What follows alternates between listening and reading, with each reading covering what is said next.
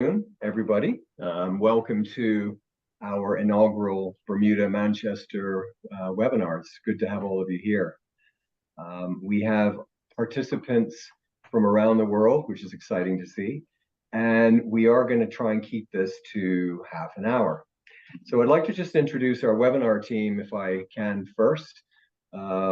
Firstly, I'm Brian Medeiros, President and CEO of Coldwell Banker Bermuda Realty, sitting here in a warm and blustery Bermuda. We have Barney Hapgood, who's our marketing manager and brand ambassador for Coldwell Banker Bermuda Realty. And we have our Manchester guru, Conor, that would be you. Conor is the sales director of Alliance Investments in the UK, and they're a leading property developer in the north. And Conor has very kindly agreed to spend some time with us. We're going to hear a bit about the opportunities in the Manchester residential market. Very briefly, before we kick into this, why am I sitting in here and talking to you from Bermuda? Well, it's very simple. I've had a relationship with Manchester for about 5 or 6 years. I have experience in the residential sort of market, and I do believe in shared experiences, as my team in Bermuda knows. And I thought, let's just share. And by bringing Conor in, this allows all of us the opportunity, I think, to learn a bit more about the Manchester market. So Conor and I know each other very well, and I'm pleased that he's here to help us. A couple of housekeeping things. We are going to try and keep this to half an hour. It is lunchtime here in Bermuda. There is a Q&A tab at the bottom of the screen. If anybody wishes just to share some questions for us, Barney, you'll be monitoring them. However, we have all of your individual email addresses. So at the end, we will be reaching out to you and thanking you for attending.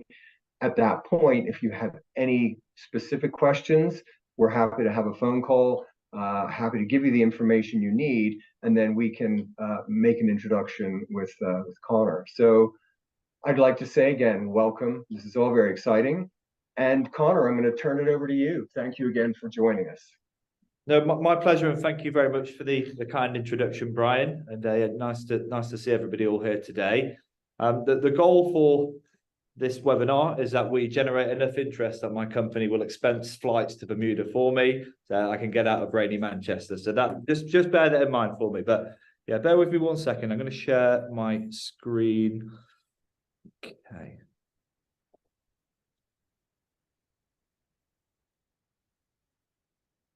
Okay. I'm not too technically adept, so can we is that up and running there? Okay. Yeah, looks good to me. Oh, all right. Lovely stuff. So yeah, I think what I'd like to do is just kind of talk again without going on for too long, but I'll give an overview of Alliance and who we are as a company, a little bit about what we do, a bit of a market insight, and then we'll have just a short example, a case study of a development that we're currently working on, and then again invite any further questions via Brian and Barney or directly with myself, so we can take it from there. So who are Alliance? So Alliance are a 35-year-old property developer. We're headquartered out of Manchester, and we build not just residential developments, but commercial, hotels, industrial parks, etc. So a cross-sector developer. We currently have huge pipeline of residential and hotels in Manchester and further afield. Now, within the group, we have Alliance Investments, who I'm the director at here. So we're the direct sales and marketing arm of Alliance. But we also do work with other developers, either on a JV basis or we'll take the lead. And the idea for us kind of as a company is that if someone has an active interest in investing in the UK, we should have, or we will get an option for them, whether that's budget depending, timeline, cities, etc. We also have a lettings arm of the business. So they can manage our buildings, block management, handle rentals for our customers as well. And then we do development finance as well. So all different types of financing and funding, bespoke solutions, commercial, residential, etc. We have offices across the world, and it is expanding, but our main offices being Manchester and London, with Dubai, Hong Kong, and Singapore. And we have clients from all across the globe as well, including Brian and a few others from Bermuda as well. So time zones, etc. We pretty much can cover that, and that's not just kind of the sales team, that's the after sales, it's legals, etc. So we're nicely spread across the globe. I mentioned that we work with other developers. So Alliance being kind of our parent company, but we work with some big players within the industry, Domus, Heaton Group, McGough, Regal. So I think what's nice to note is that even if it isn't an Alliance project in its entirety, the amount of due diligence that we do on behalf of our clients and for ourselves really should give a great vote of confidence, certainly if we're talking about purchasing 2-3 years off the plans, or if you haven't bought in England before, or whatever it might be. So we do serious amounts of research and development, and we ensure that everybody has a super solid track record before putting our brand and our name against a development or a project or an opportunity. Services wise, we do everything end to end. So from kind of initial sales, purchase, a consultation, we can provide solicitors or recommend solicitors to act on your behalf. We have a team here dedicated to holding your hand throughout that legal process up to exchange of contracts. And then at the tail end of completions, we help you get mortgages. We have a team dedicated to meeting surveyors at sites to ensure that valuations run smoothly, interior design and furnishings, completions, and then also block management and letting. So the fancy way of saying it is that we're vertically integrated, but we're end to end, essentially. I've just highlighted a couple of our completed developments just to give you an indication. So here's our Manchester residential portfolio. So we're kind of dotted all across the city, and we're super selective about the types of developments we opt to do. I'll show you a couple of examples following this slide, but every development we do is very, very different. So there's no apples with apples. Design, size, amenities, everything's very different. So there's a lot of thought that goes into bringing developments like this to market.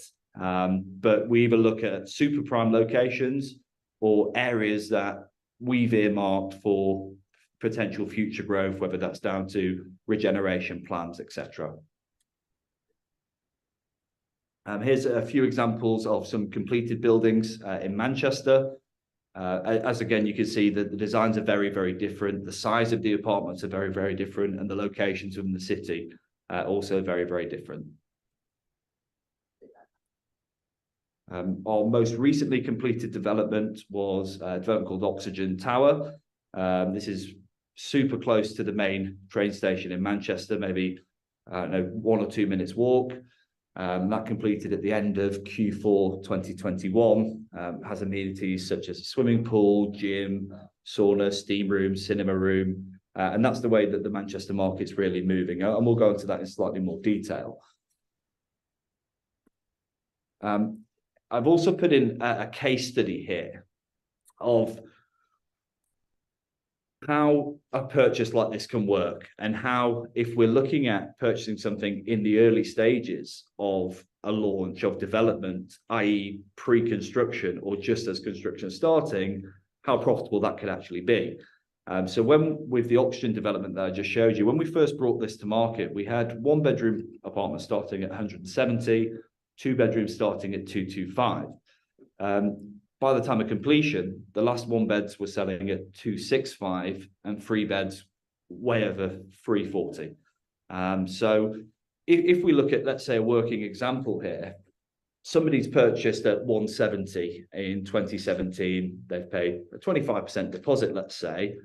Now, even if they sell right on completion at 265, that's what, £95,000 uplift. So it's a really nice way of kind of making a good return over a short period of time. Now, many people will look at property investment as long or mid to long term, which again is absolutely fine. But there are a number of strategies we can kind of look at and work on depending on a person's goal, what they're looking to do. Rental prices, when we first brought this development to market, 1 beds are at 1,100 per calendar month, 2 beds starting at 1,400.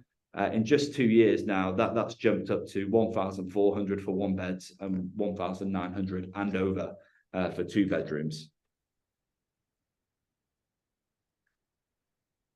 Okay, so there's a few pieces here on just where to invest in the UK.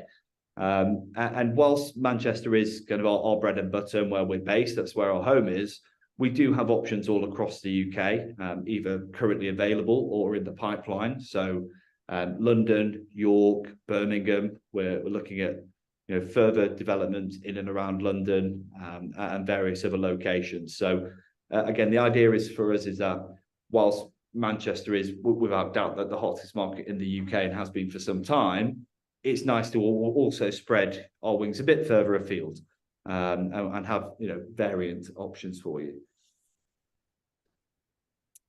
Now, again, I know some people on the call may be more familiar with kind of the makeup of the UK and what's kind of happened and materialised over the last 5 or 10 years or so, whereas some of us won't. But there really has been a huge focus shift away from London.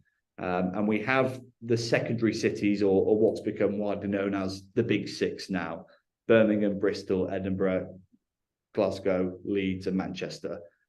So kind of as we're coming outside of London, there's been a lot of growth in the economies, in the populations, and we're looking at kind of really, really nice outlook as that focus shifts away.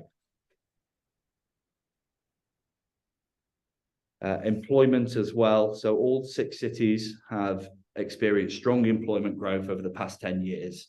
Edinburgh, Glasgow, Birmingham and Leeds are the top 5 cities for graduate retention, with as many as 50% now remaining in the city those cities. Manchester is also creeping up. There's 120,000 students in Manchester, and that retention rate is moving up and up and up.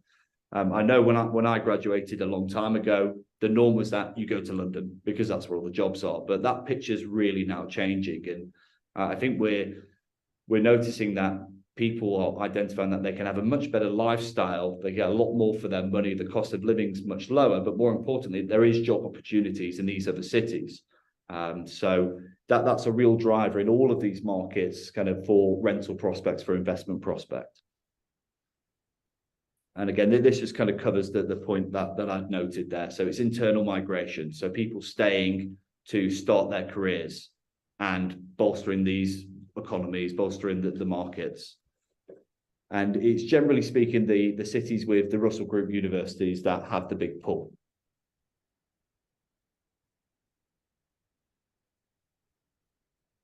So Manchester's had the highest level of population growth in the UK over the past 10 years. And again, all of these 6 cities have shown really strong population growth, but Manchester's almost double the national average. We're in a position where there's too many people. There's not enough apartments being built. It's creating a gross undersupply, which, if you're an investor, if you're a landlord, it's great news. If you're a young person trying to rent or trying to buy, it's not such good news because rents are increasing so rapidly. But what's very evident is that young people don't want to change their lifestyle. And from where Manchester would maybe differ from the likes of London, let's say, is it's a renter's market. People generally don't buy to live. They will rent for a long time until they're able to buy somewhere and then move out to the suburbs.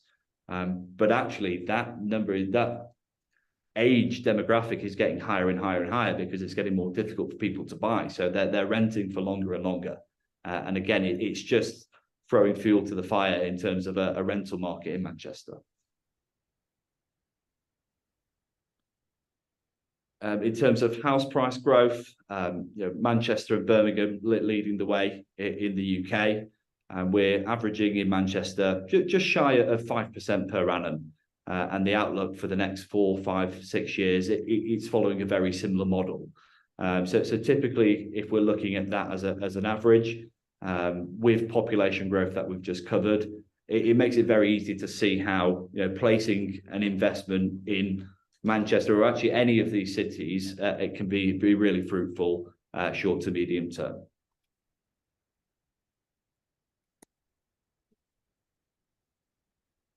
Again, this is kind of covering what I just mentioned, but the rental growth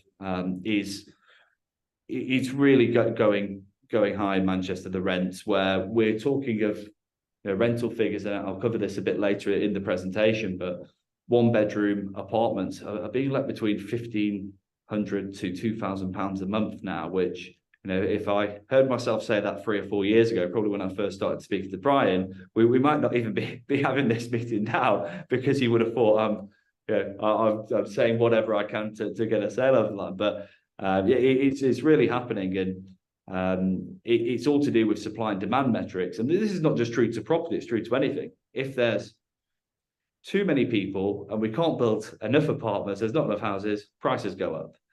So it sounds very, very simple, but those mechanisms and those mechanics are pushing the prices up. So we have a 4,000 unit shortage per annum in Manchester.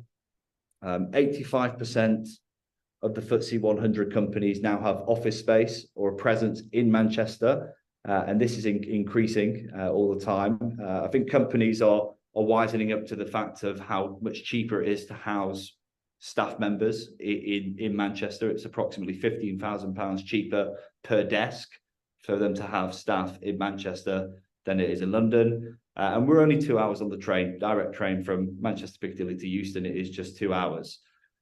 So we're actually, this is another interesting stat, which I've not included in my presentation, but in terms of office space and commercial uptake, last year there was 1.7 million square foot of office space in Manchester either delivered or started, which is the highest since 2008 rather. Now, of all the new commercial starting rather, there's 40% pre-let. So office seems to be in more demand. We're seeing a real slowdown in residential starts as well. It's getting too expensive to build now. The margins for developers are just not quite there. So we're timing-wise, we're in a really nice position where there is more people moving, there's more offices being built, more companies moving in, but a slowdown in residential buildings. So it makes it very, very straightforward to see that whether you place yourself in Manchester or surrounding, looking long term, that there's for sure really nice growth to be made and a real demand and need requirement for property. Just a few kind of companies here: Deloitte, Santander, Amazon, all placing themselves in Manchester.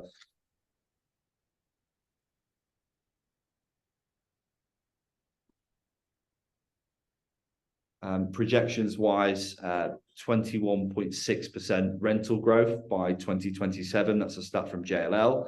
19.3% house growth during the same time. I actually see that's conservative in terms of the rental growth. We have increased 20% in the last 2 years. So rents are up 20% in the last year. And then again, with the population, here's a stat from the council. It's expected to increase by 70%, the city centre population by 2030. And during that time, we only have provision for another 20,000 homes. So we're in a position now where the city keeps growing outwards and outwards. I'll just give you an overview of an option we have. It's a development called Vision Manchester. So this is a new launch for us. We started construction a couple of months back, but for sure going to be one of the most desirable buildings in the city centre. If you recall, we built the building Access Tower. I know I flicked past it quite quickly, but that's directly opposite Vision.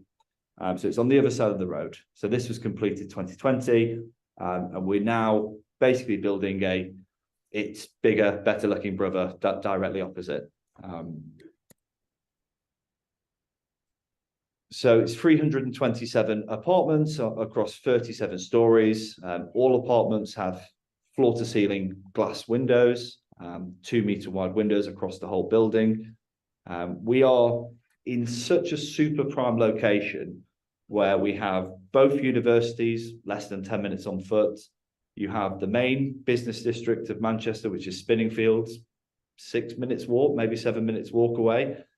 Directly opposite, we have our metro or the overground. On the other side of the road, we have a train station less than 100 meters away. St. Peter's Square, 5-minute walk away. This is where you have KPMG, Deloitte offices.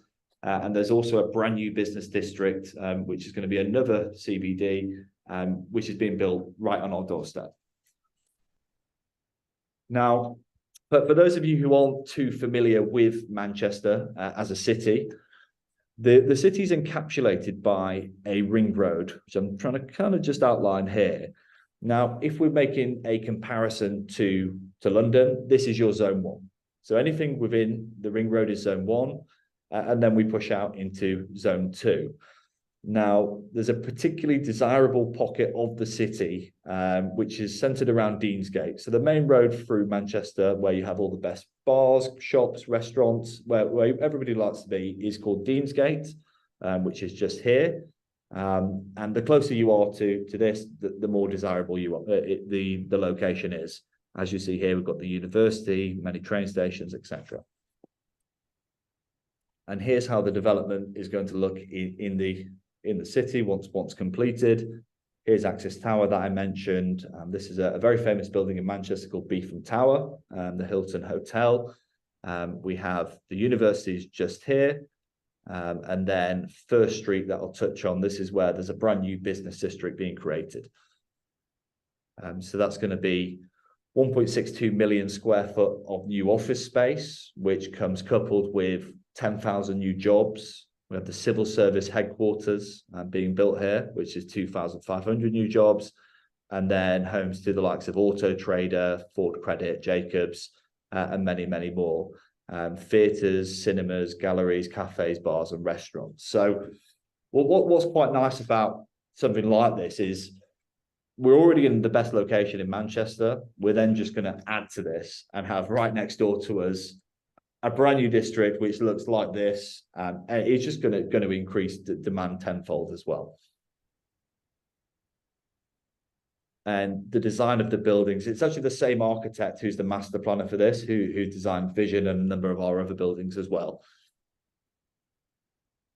Now, within the Vision development itself, it's the first 3 levels of the building are amenity space. So you'll have a 24-hour hotel style concierge. You have a coffee shop, a juice bar, gymnasium with a yoga and a spin studio, cinema room, residence lounge, and then co-working space. And the co-working space and the gym, I think, are the 2 key factors that they get used a heck of a lot. And I think the makeup and how people work now, although people are gradually moving back to the offices, it's more hybrid. So whether it's 1 or 2 days a week, or they may need to be in London 1 day a week. So you see these kind of spaces getting used regularly. And it's finding a balance, right, between having too much because someone's got to pay for these, right, which is the landlord. So we try and find a balance there of having everything that's needed whilst trying to keep the costs realistic. And each building we do and each building we complete, we can look at what was a success, duplicate and improve. Here's how the building will look from the street. So if you're stood at Access Tower, here's exactly what you'll see. So again, first 3 levels are amenity space, and then we come up to the apartments which go upwards from there.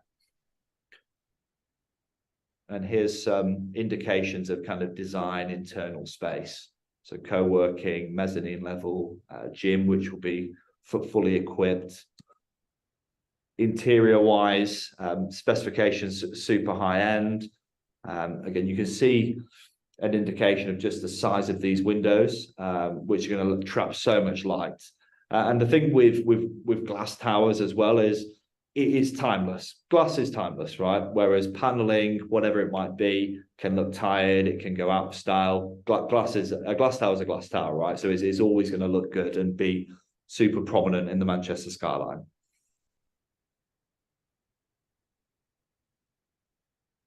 So here's some direct comparables of apartments who are in an immediate vicinity. So just behind our development, there are some completed apartments, again, glass towers.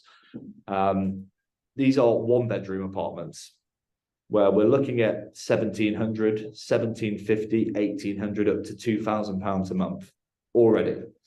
So I would look at these types of figures. And let's say we're going to look at a high floor or mid-high floor, one bedroom in Vision, add 3 years of population growth, 3 years of rental growth, the numbers are going to start to look very, very attractive, where we're going to be pushing over 7% yields by the time of completion, which I honestly never thought I'd hear myself say for central prime Manchester.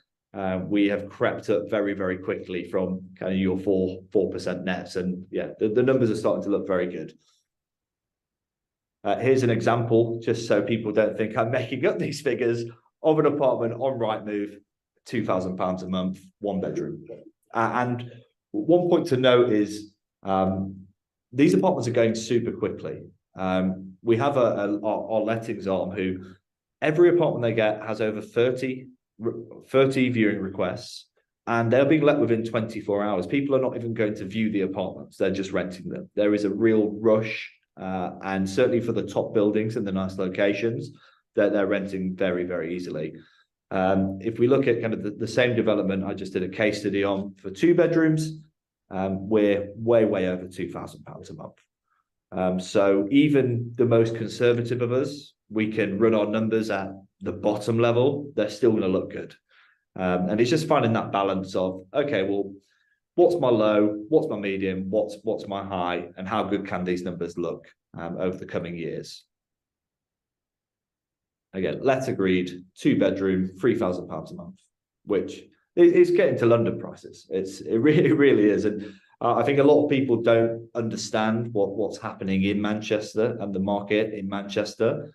So it's just about doing research and having conversations and reading, and everything keeps backing this up. So yeah, for sure, it is worth looking at. Here's an example for a 1-bedroom apartment at Vision. These are very large 1-bedroom apartments. I mean, large for Manchester anyway. So just shy of 600 square foot, 12 meters wall to wall with 8 meters of window space. Sale list price 353, 5% discount at 336. And again, we'll look at the numbers here of 2.1 a month just to play safe. Again, if you want to be a bit more conservative, we could go at 1.9. And that's going to give us a gross yield of 7.5%, whichever market you're in, so certainly UK-wise, it's very, very good. An example of a 2-bedroom, we're at 439, a 27th floor 2-bed, discounted price to 417. That's going to have a rental income of 2,800 by the time of completion in 2026, and a gross yield of 8%. Just in terms of a process and how it all works. So day one, we agree a reservation, and we choose an apartment, and complete a form, and we pay a £5,000 reservation fee. You instruct a solicitor. Then day 30 from day one, it's 15% minus your reservation fee. And then after 18 months, there's another 15%, which leaves us with 70% on completion, which we can then assess if we're going to do a mortgage or pay cash, whatever it might be. Sure. So that's kind of the end of it from me. And again, I'll thank you all for kind of your time and welcome any questions. Thank you, Conor. That was really, really good. As someone who was living in Manchester for 4 or 5 years, it's very exciting to see how the city's developed. There are a couple of questions, just limited questions. So one, Oliver wanted to ask about the recent HS2 decision, just in terms of kind of how the market's taken that decision in general. Sure. I mean, look, it's Andy Burnham, who's the main guy in Manchester, the mayor of Manchester. He has covered this, and it's having no effect. It is not going to stop people from moving to Manchester. Birmingham might be the second largest city, but for anyone who's been to both cities, you know that they're not quite the same. I'm trying to be as diplomatic in case anyone from Birmingham's on the call. But it's having no effect. There really is a real estate boom, and it feels like a real change in Manchester. And it's an exciting time to live in the city. It's an exciting time to be involved in the city and seeing it grow. And what's quite interesting is that I meet with people all the time who haven't been to Manchester for 5 years, 10 years, even longer, and they cannot believe what they're seeing and the energy about the city. So the news is not ideal, but maybe that money is going to be better spent elsewhere. I don't see it having any effect whatsoever on property prices. And look, 2 hours on the trade is enough. If you can do 2 hours, well, you know, it's an extra hour to have some peace and quiet. Indeed. And another question from Heather here. Just, are you able to recommend anyone that can provide tax advice on kind of overseas purchases? Yes, absolutely. We have contacts for our overseas clients, a number of different firms, and it's going to depend on. So it was Heather, was it on Heather's situation? But absolutely, I can provide contacts for. There's also another question that Oliver's just mentioned. Oh, they're all coming in. I think someone mentioned that. So in the article, we spoke about it before, that you potentially offset tuition fees if you've got a child coming to Manchester. Do you see a lot of that?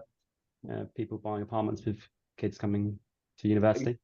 Yes, we have a lot of requests for people who their children are coming to university and they cannot find places to rent, or they cannot believe how much they're having to pay rent for their children.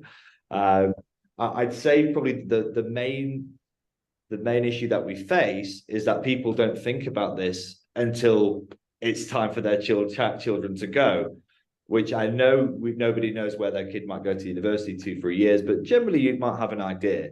The issue with that is that you're either paying a lot more for a new apartment that is just completing, or somebody's bought it at an early stage and they've made the money on it. So, but yes, that's absolutely the case. And yeah, we're more than happy to assist if somebody has a child who's coming to university in the next year or two, or maybe they're already here. And if not myself, I've got a very wide network who I'm sure will be able to help.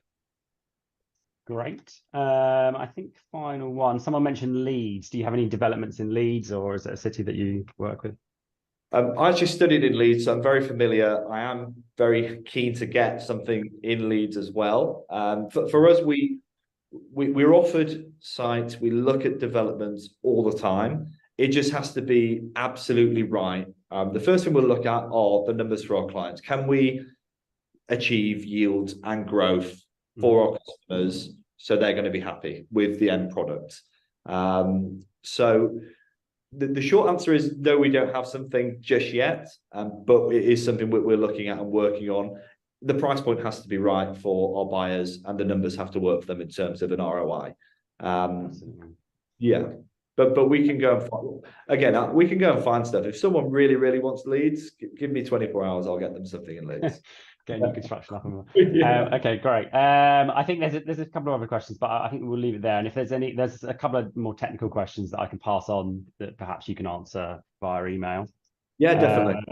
I don't know if Brian, if you've got any other questions or thoughts. No, Conor, again, thank you. Every time we speak, whether it's Zoom or in a coffee shop, I learn something new, and the city is evolving so rapidly. I graduated from Sheffield in 1990, and in the last 3 decades or so, it's just been remarkable to see how these cities have shifted.